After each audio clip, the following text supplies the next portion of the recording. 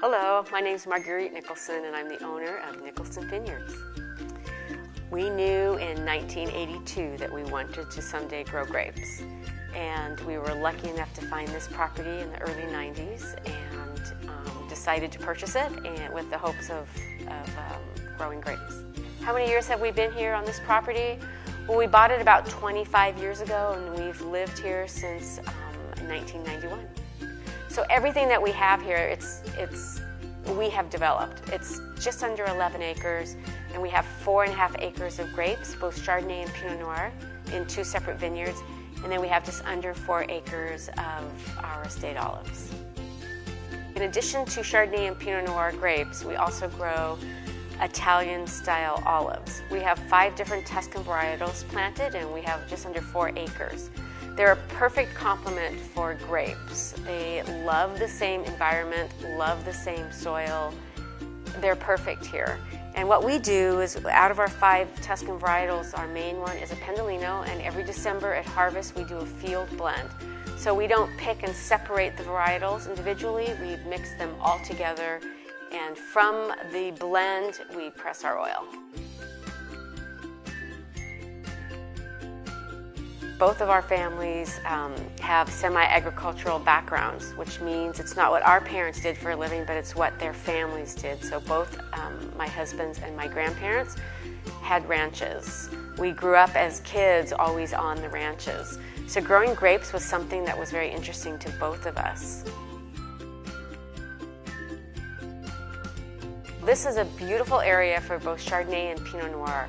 Pleasant Valley traditionally was apples. For 100 years, apples grew here, and over the last 2 decades, a lot of the apples are beginning to disappear, and they've been replanted with vineyards. Because of our location and our proximity to the coast, both Chardonnay and Pinot Noir grow beautifully here.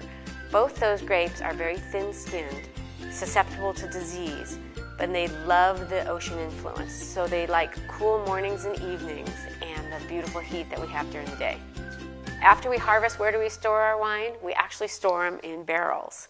The fun thing about barrels in the wine industry is you have a very wide selection of what you can purchase as far as your wood is concerned. So winemaking as a whole is a very scientific process, but it's also very artistic. The scientific part of winemaking is the pH, the acid, the Brix, which is a sugar measurement, making sure that the wine is dry, making sure that it's chemically balanced and that there's no bacteria. That's the science side. But then what do you do with that wine? How do you store it? You take and you put it in different types of barrels. So Pinot Noir, Chardonnay, we use 100% French oak barrels. For our Syrah, our Cabernet, our blends, our Zin, we use American oak from Kentucky. But each barrel is not only a different type of oak, but it is toasted or heated for a certain amount of months. It is branded in different ways. It is air dried for different amounts of months. So a winemaker is not only a scientist, but he's an artist, where he takes a grape and then he takes the wine and then he finishes it by letting it age in a specific barrel that he chooses that will enhance the flavors of that specific wine. My favorite part about owning a winery, that is sharing the experience with people who don't know anything about agriculture.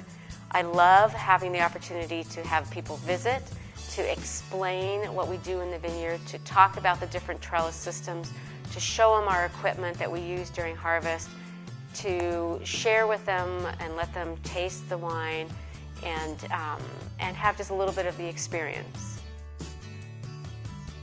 For the Santa Cruz Mountains, we're considered a boutique winery, but we're more the norm than the exception. We produce approximately 2,000 cases annually, and we sell out of every vintage with our wine club and through retail sales out the front door.